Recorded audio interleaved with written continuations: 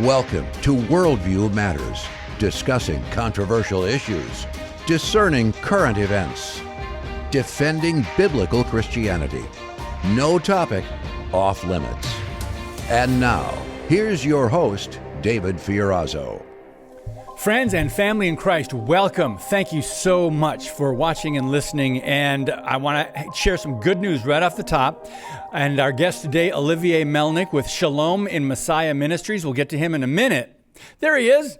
But I want to make sure you know that we now have the website for the conference up and running. It is live. You can register and get tickets for the Worldview Matters Conference.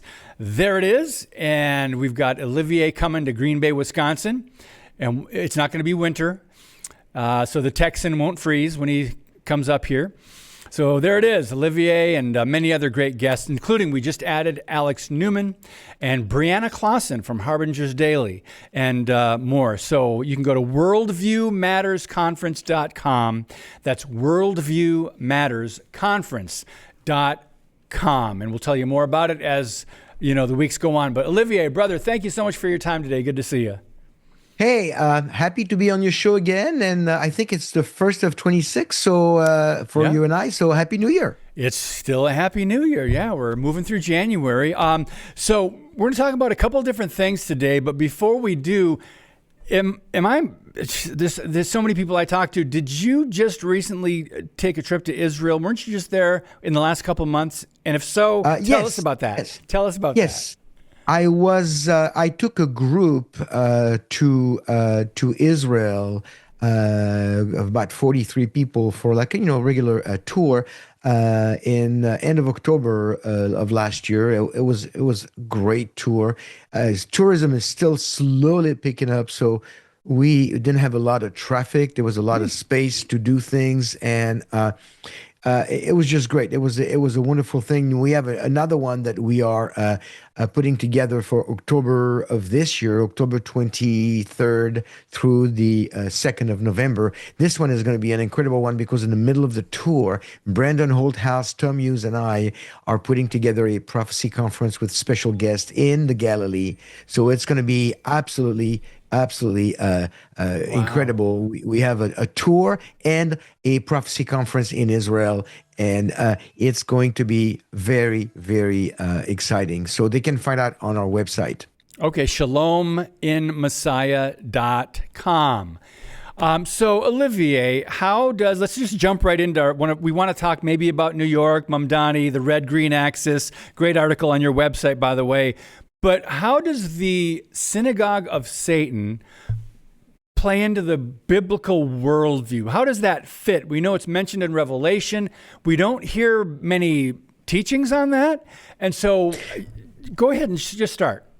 Yeah, well, the reason why we bring this up, David, we don't want to throw that term out like it sounds like it's in a vacuum. Like, let's talk about that today. That sounds like a fun topic.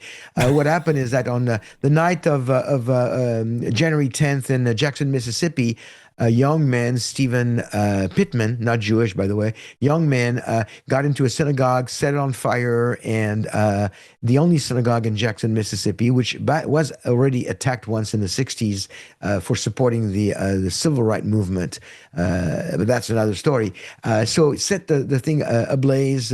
They lost several of their Torah scrolls, most of their library, a lot of damage, no lives, no injuries, which was good. But he did it, and he was caught within a day. His father gave him up, I think, gave him away. But when he was caught, when he was asked why he did it, he just did not even hide. He said, well, he did it because they have Jewish ties in that building and because they are a synagogue of Satan. And then almost in the same breath, he said that Jesus is Lord. So that is a real problem because we already have, as believers, the Christian community has a very bad reputation to rebuild with the Jewish community over the last 2,000 years. And when things like this happen, especially at a time where the Jewish community is so desperate for some sense of security, some sense of safety, where Jews don't know where to go.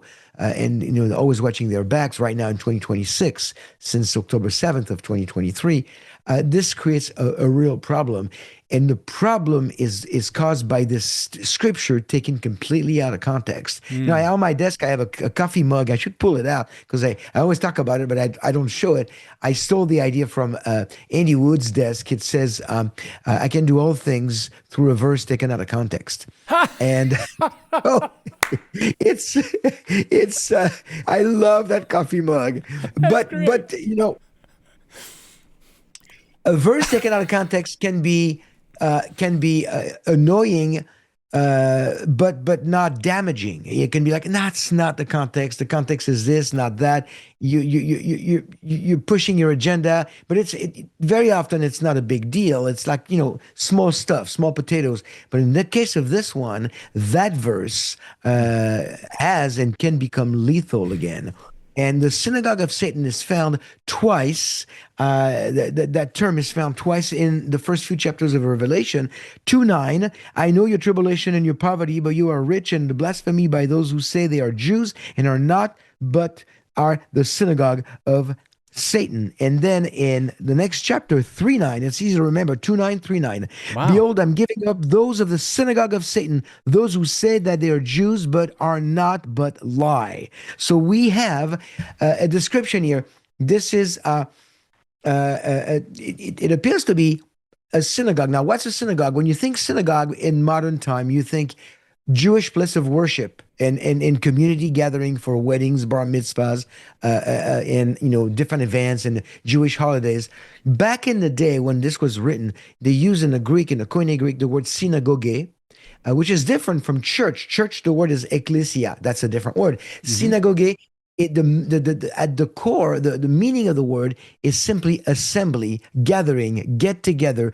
And it could include, and it did back in the days when they first started using the word, it included assemblies of Jews and Gentiles together. So it did not have back then the strict meaning of a building, of a Jewish community when they hold services for within the tenets of Judaism, and so the word simply means an assembly or a gathering. As a matter of fact, if you go to James 2:2, in James 2:2, it talks about, for if a man comes into your assembly with a gold ring and dressed in bright clothes, so on and so forth.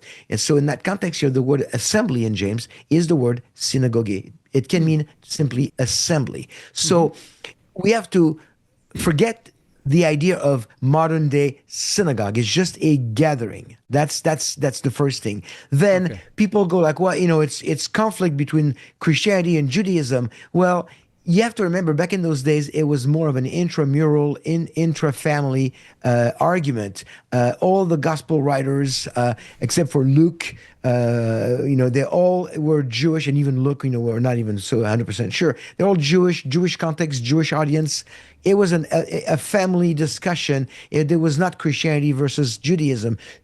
Christianity in the early in its infancy was Jewish. It was biblical Judaism fulfilled. That's what it was. And so you've got those two terms here, those two verses that talk about the synagogue of Satan, and people are going, see, this is a description of how evil and demon-possessed the Jews are. Jesus calls them the synagogue of Satan. So the next question, David, is, who is Jesus speaking of? Well, scholars and theologians are divided, and either can actually work in the context. I have a preference. I'll tell you why in a minute, but let me give you both. It's either a group of unbelieving Jews who are fighting the Messianic believers, and they don't agree with their following the teaching of Jesus, of Yeshua, and they're like in the way, and there is tension, there's arguing. So it's either that, or it's a group of Gentile Jew wannabes. And we have a modern version of this nowadays called the Hebrew Roots movement. But so it's a group of Gentile Jew wannabes who want to in essence, back then, let's convert to Judaism and get circumcised, and because this is what needs to happen, so we can get into the family of God and get saved, and so they missed the point of saved by grace through faith alone, and Acts 15, the Jerusalem Council takes care of that, or tried to take care of that. So either a group of Jews going after Jewish believers, or a group of Gentiles pretending to be Jews going after believers in general. And I'm opting for the second one simply because Jesus, in his own words, told us twice now, they call themselves Jews, but they are not, and they are liars. So I'm thinking it seems to be describing more of a group of people pretending to be Jewish and going through the motions just to pretend to be spiritual enough so that they can be saved, which of course goes against the gospel. The final point, because we have other topics, I don't want to get too long here. Oh, no problem. The final point on this, David, is that, so it could be either or. It doesn't matter who the audience was at the time.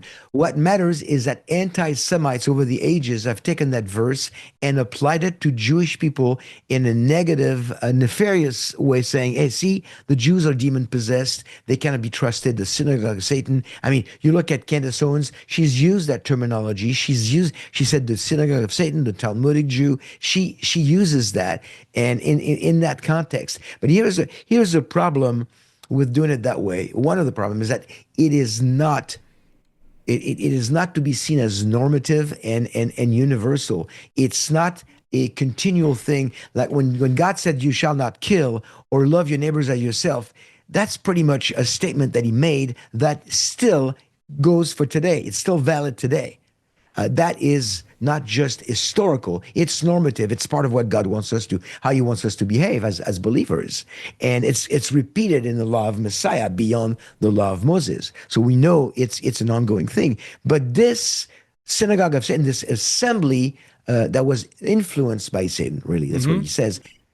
It was a historical event, and it cannot be applied to all Jews of all time universally. Yeah. And by saying it that way, it's the same as saying, hey, and I'll give you a personal story. My mother, her father was taken by the Gestapo when she was 16, and they came to the house, the Nazis, took my grandfather, took him, put him on a train, took him, sent him to Auschwitz, murdered him there. And because of that, I will not step foot in Germany. I will not speak to a German person. I will not have anything to do with anything German, because all Germans are Nazis. It's the same logic. So clarify something. It's disturbing to hear some of them talk about the synagogue of Satan and take it so out of context, because if you just read the text, I mean, first of all, back up, Revelation 2 and 3, these are letters. Jesus is speaking to Christian believers in Christ, Christian churches, the early churches in Asia Minor. And so in these two cases, in Smyrna and in Philadelphia, where the synagogue of Satan is mentioned, both times does it not say those who say they are Jews and are not? So he's describing. I don't know how you go ahead.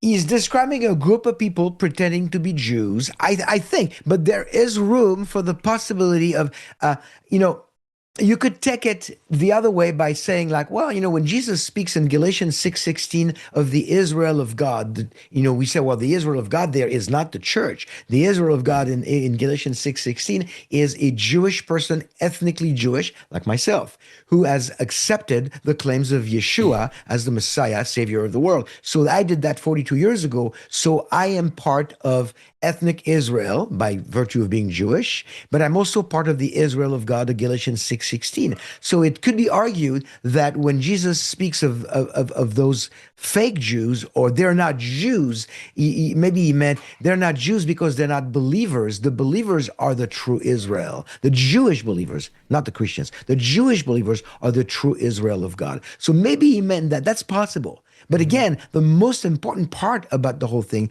is that it is historical and it cannot be normative on and on and on and universal for all Jews of all times. That's the part that most people miss.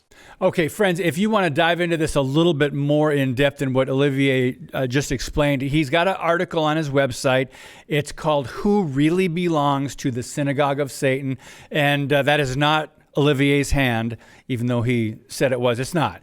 So go to shalominmessiah.com. There we go. We proved it. We just proved it. Yes. So don't believe Photoshop and all that.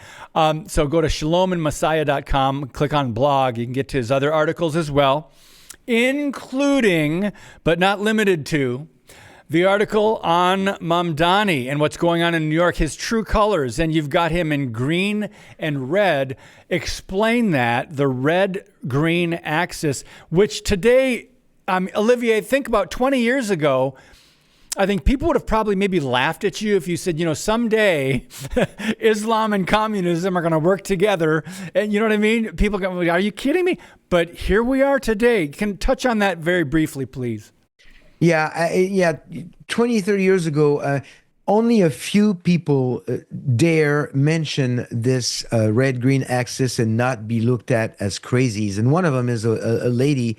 She's an intellectual and a great lady. Her name, a pen name is Bat Eor, and she wrote a great book called Eurabia, and she wrote that book in the mid-70s, saying like Europe is becoming Eurabia, and then give it another 20 or 30 years, and it will be gone. And look where we are. She's still alive. She's in her mid 80s, and she spoke of that red-green axis, I believe, in her first couple of books. She's written many books. The red-green axis is basically this collaboration between the left, communist, socialist, Marxist, something that of course, Mamdani does not hide. And the green, which is the Islam, Islamic or Quranic groups in the world, which he also doesn't hide because he claims to be a Muslim. Now, how both could exist or coexist in the same person, that to me is a little puzzling, because when you really do a deep dive on the tenets of both, and what makes the Marxist tick and what make the radical Islam, there's a lot of disconnect, and they have different. They're on two sides of a spectrum ideologically, and again, we're only seeing this liberal and radical Islam. Or I'm tired of saying radical Islam. It's Islam, okay? It's not radical Islam. It's Quranic Islam. Quranic Islam. Yeah. That's what it is. You follow the words of the Quran. You have no choice but to be a radical Islam, period. Yeah. And a radical Islam is different from a radical Christian. A radical Christian is somebody who's on fire for Jesus. He wants to see people saved. He wants to see people in heaven for eternity. A radical Muslim has no problem lying, killing. Sorry. Yeah. Okay. No, I agree, and that's because there's this understanding that there are some Muslims that are like nominal. In other words, they don't follow the Quran or the Hadith or the teachings of Muhammad or the traditions and all that. They're cultural. They're cultural Muslims. Well, they're cultural Christians too. It's like me. Even though I was born by blood, I was Jewish. Mom and dad were Jewish. As far as religiously speaking, I was a cultural Jew. Didn't go to synagogue. Didn't do Hebrew school. It was like we didn't care. That's not the way I was raised. We didn't keep kosher. I've never felt more Jewish than since I found my Messiah. Just a little side note here, the Jewish Messiah, Yeshua. But so we've got this Mamdani guy who is trying to reconcile both enemies of Israel, or I should say two of the many enemies of Israel. Yeah. That's more accurate currently. And we need to keep an eye on that Mamdani guy, because he's doing he's not hiding things. He's not saying one thing and doing another like a lot of people did in the Middle East, and starting in the 60s all the way through the last maybe 10 years, saying, like Arafat was famous for speaking something in Arabic to Al Jazeera and speaking something in English for MSNBC or CNN or Fox or whatever. And there were two different messages when you thought it was the same thing. Uh, and so he's not hiding his true colors. They're revealed within minutes of taking office. He said he was no longer supporting the definition, the accepted definition for anti-Semitism. He was reopening, he said anybody who wants to promote BDS in New York is welcome to do it. The boycott of Israeli, organizations and goods. He said that's no problem.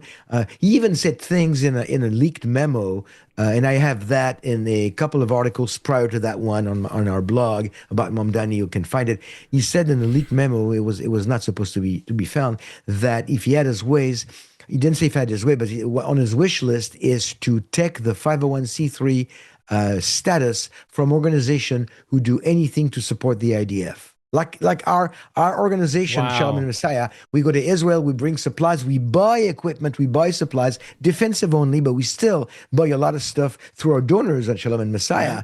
And if I was in New York and he had the way to do it, he's the mayor, he can't do it. He would do that. But see, what people don't think about is that Mamdani is not just wanting to be the mayor. He's acting as if he was already like the governor of New York. And I think his aspirations are to become the governor of New York and then just spread the tentacles of his ideologies, not ideology because he's going both, which will be very, very nefarious for Israel. And for New Yorkers, a lot of people are leaving right now.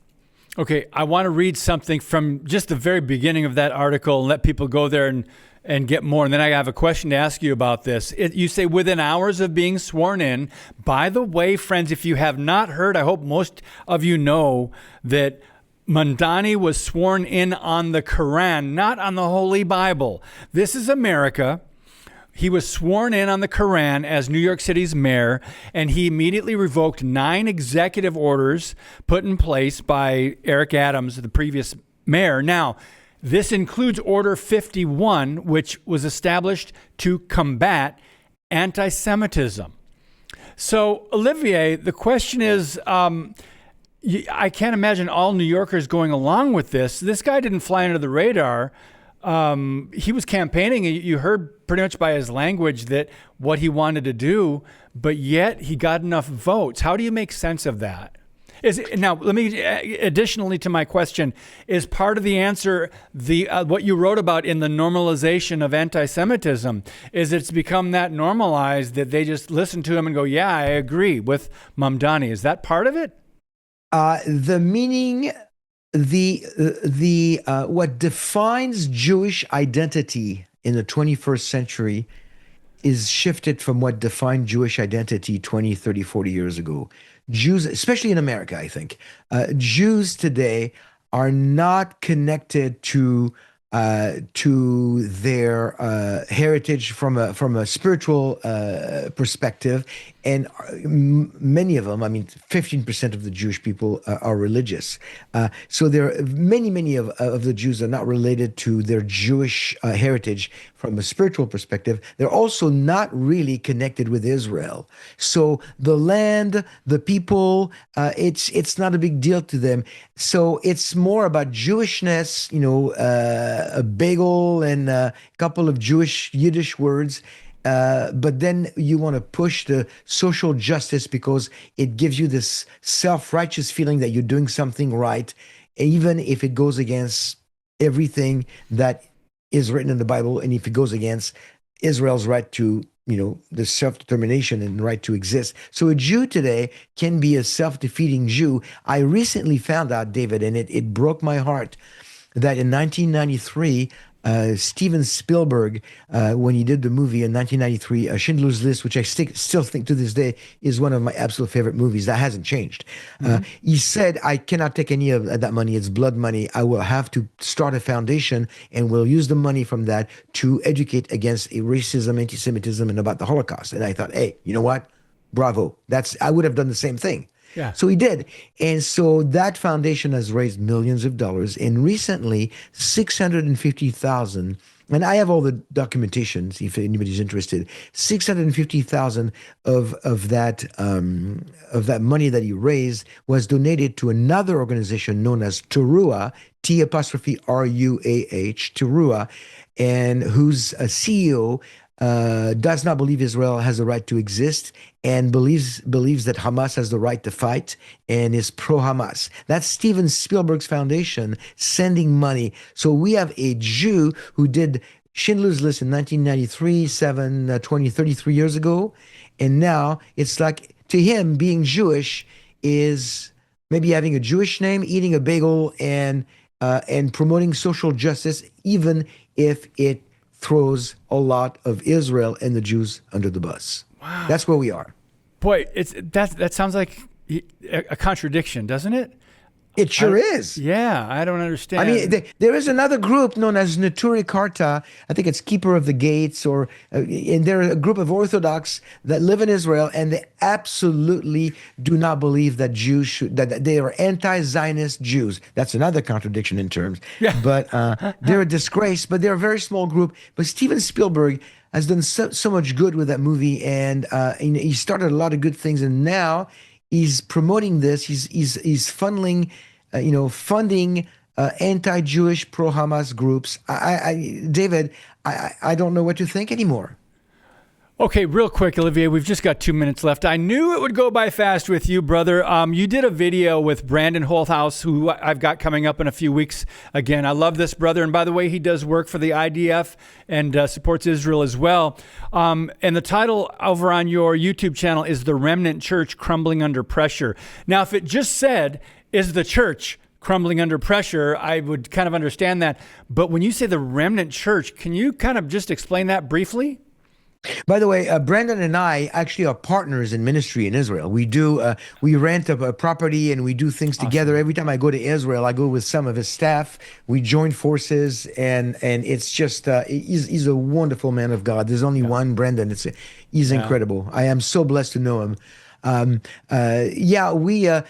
got a phone call from him the other day, and he was really upset, trembling on the phone. He's going, Olivier, people in my own church have been teaching them for over 4 years about Israel, about the truth, and now they're turning. They're saying the Holocaust was not 6 million. They're saying this is inflated, conflated. This is not. Goes, I don't know what to do, Olivier. It's my own people, and you know how bold I am about all those things. So the remnant churches, those who support Israel, the true Christians, that will come to the surface at the time of the apostasy, which I think we're right now. And even in that, it's starting to crumble. It's very scary. We need to pray, and we need to make sure we're in our Bibles. Discernment is one of the words of the year. ShalomInMessiah.com. Olivier Melnick. We will talk to you again soon, my friend. Thanks for your time. God bless you. Thanks, brother. Friends, thank you again. Look up the worldviewmattersconference.com and Olivier and others coming to Green Bay. But thank you so much for sharing the podcast. God bless you. And as always, keep speaking the truth about things that matter.